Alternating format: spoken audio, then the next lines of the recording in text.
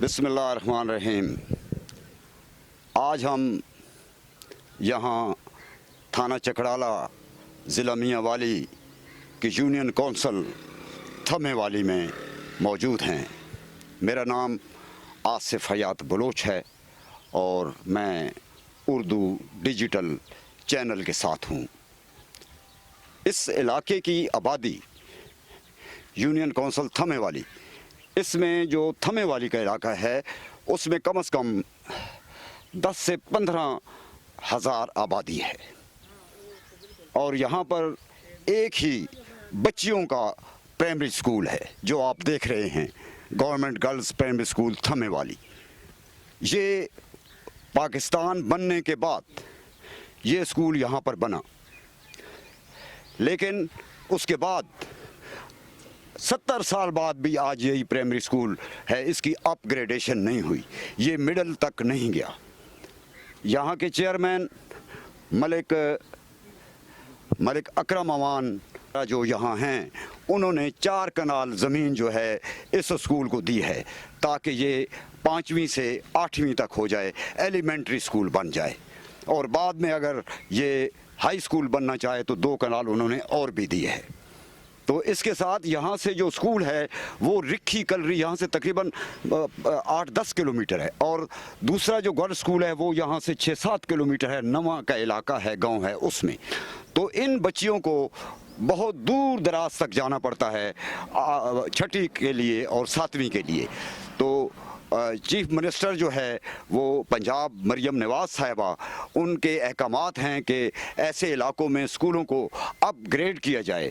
تو اس علاقہ کے مکینوں کی یہ گزارش ہے، التماس ہے مریم نواز صاحبہ سے کہ اس تھمے والی پرائمری اسکول کو بھی اپ گریڈ کر کے 8ویں تک کیا جائے تاکہ یہاں کی بچیاں دور دراز اسکولوں میں پیدل اور رکشوں کے ذریعے ان کو جانے کی تکلیف نہ ہو۔ یہ علاقہ یونین کونسل تھمے والی ہے، یہ چکڑالہ مرکز کی ایک یونین کونسل ہے، اور میاں والی سے تقریباً 40-45 کلومیٹر ہے یہ علاقہ۔ یہاں اس علاقے میں تقریباً 10-12-15 ہزار آبادی ہے، لیکن یہاں بچیوں کا صرف ایک پرائمری اسکول ہے۔ تو یہاں سے بچیاں جو ہے وہ بہت دور دراز علاقوں میں جا کر تعلیم حاصل کرتی ہیں 5ویں کے بعد۔ تو یہاں کے جو وڈیرے ہیں اور یہاں جو کئی دہائیوں سے چیئرمین رہے ہیں، ان کے فرزند ہیں جو بہت سوشل ورکر ہیں اور دن رات ان علاقوں کے مسائل کے حل کے لیے بھاگتے ہیں، ملک فیصل صاحب۔ آج ہم ان سے بات کرتے ہیں کہ وہ اس پرائمری اسکول بچیوں کے لیے اس کو اپ گریڈ کرنے کے لیے کیا کوشش کر رہے ہیں۔ فیصل ملک صاحب جی، السلام علیکم آصف بلوچ صاحب، بہت شکریہ آپ کا۔ ایک تو آپ کو تھوڑا سا میں ہسٹری بتا دوں، ہمارا یہ جو یونین کونسل ہے اس میں جتنے بھی اسکول بنے ہیں، لڑکیوں کے ہو گئے لڑکوں کے ہو گئے، وہ سارے ہی ہمارے الحمدللہ ہمارے اس گھرانے نے بنائے ہیں۔ بے شک پچھلے ادوار میں آپ چلے جائیں، بلکہ جتنے بھی اسکول یہاں بنے ہیں ان کی زمینیں بھی ہم لوگوں نے دی ہیں۔ تو اگر آپ یہ پچھلے 15 سال دیکھ رہے ہیں، ہم لوگ بالکل اقتدار میں نہیں تھے، اور اس 15 سال میں آپ علاقے میں نظر دوڑائیں تو کچھ بھی نہیں ہوا۔ حالانکہ عمران خان کا حلقہ ہے، عمران خان کے سب سے قریبی ساتھی اس یونین کونسل سے بلدیات کا لوکل باڈیز کا الیکشن بھی لڑتے رہے ہیں، لیکن یہ پچھلے 15 سال میں انہوں نے کوئی ایک اینٹ بھی نہیں لگائی۔